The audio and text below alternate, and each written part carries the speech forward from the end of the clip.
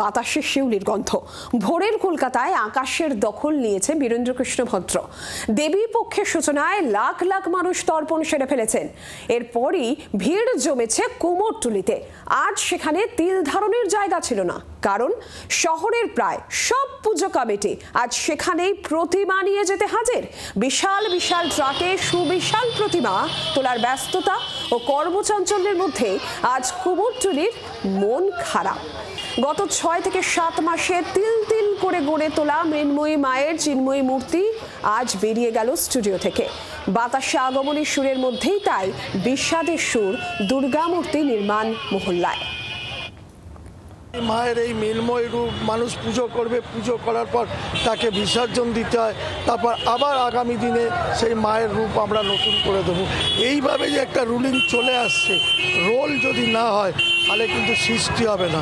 আর সৃষ্টির জিনিস যদি ওটাকে জলে গঙ্গায় না যায় তাহলে আগামী বছর আমরা কি বানাবো? সেই জন্য সৃষ্টির পরে এটা বিনাশও যেমন হয় সেমনি মাকেও আমরা সৃষ্টি করছি। কিন্তু আজকে প্যান্ডেলে চলে যাচ্ছে, মনে খুবই খারাপ লাগছে। এই সারা রাত জেগে মাকে প্যান্ডেলে পৌঁছে দিতে হচ্ছে। পিতৃপক্ষের অবসান, দেবীপক্ষের সূচনা। বছরের এই দিনটা অর্থাৎ মহালয়ার দিনটা আক্ষরিক অর্থেই শারদোৎসবের ঢাকে কাঠি পড়ে যায়। একে একে কুমারটুলি থেকে মা দুর্গা রওনা হয়ে যান বিভিন্ন মণ্ডপ অথবা বাড়ির পুজো প্রাঙ্গণে। আর ঠিক এই দিনটাই বড্ড মন খারাপের দিন মৃৎশিল্পীদের। বিগত 6 বা 9 মাস ধরে তিল তিল করে তারা যে অপূর্ব মূর্তি গড়ে তোলেন, যে মূর্তি ক্রমশ মৃন্ময়ী থেকে চিন্ময়ী রূপ পায়, সেই মা আজ কুমারটুলির প্রত্যেকটি স্টুডিও সম্পূর্ণ খালি করে দিয়ে একে একে রওনা হতে থাকেন পুজোর মণ্ডপে। তাই আজ বাঙালির মনে আনন্দের বিচ্ছুরণ ঘটলেও মনটা বড়ই খারাপ থাকে কুমারটুলির।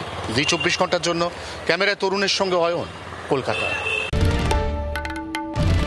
বাংলার আওয়াজ, বাঙালির আবেগ, জি 24 ঘন্টা।